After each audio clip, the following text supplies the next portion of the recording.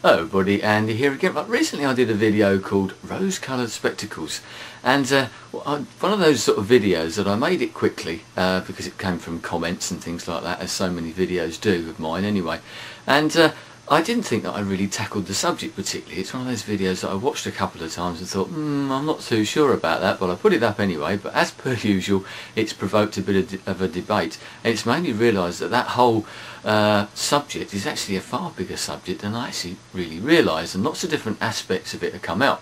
One of the aspects that did come out, and through that, and sort of comments once again, was about sort of living for today, because obviously the rose coloured spectacle video was all about sort of looking back at your life, that sort of nostalgia thing, and whether we look back and think that things were better then, etc. I don't want to go over that again, but a lot of people said, and I totally agree, that maybe we should be living for today rather than keep looking backwards and maybe not looking for the future all the time. We tend to forget sometimes that we're here and now, and that we should be living for today rather than sort of dwelling on the past or planning for the future. Yes, I know that we all have to plan for the future, whether it be financially, sort of career-wise, family-wise or whatever, but that can sometimes sort of stifle what you do now. You can actually sort of stop yourself enjoying yourself because we're planning for the future, or maybe living in the past because that was better, or something's gone wrong somewhere along the line, and you forget that you're here. This is your life now. This will become your history in a few years' time. You know, what I've just said is history.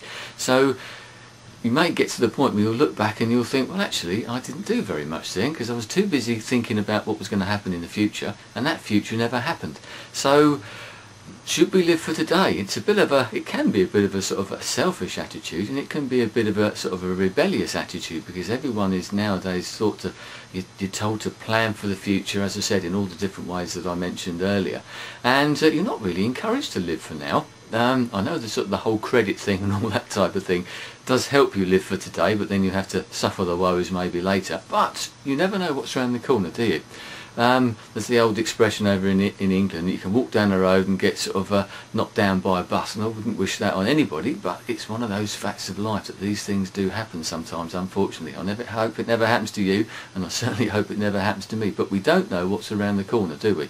If we don't live our lives now, if we don't enjoy ourselves now, we may never get that chance. So that's my thoughts on that quickly. I've got a funny feeling that there might be some more videos that come out of that particular topic, all about sort of childhood, the loss of innocence, and all these sort of things that come about, and how we look at things now. But my thought for today, if you want to put it that way, is live for today. By all means, look to the future as well and plan for the future, but don't forget, this is what you're living now. Try and enjoy yourself now. Don't sort of get to that point where you'll sit in that old rocking chair in those years to come and look back and think, well, I didn't actually do anything. I had the opportunities and I never actually bothered. So live for today, but don't forget tomorrow, and don't forget the past either. We can learn a lot from the past as well, whether it be good or bad. Anyway, thanks for your time.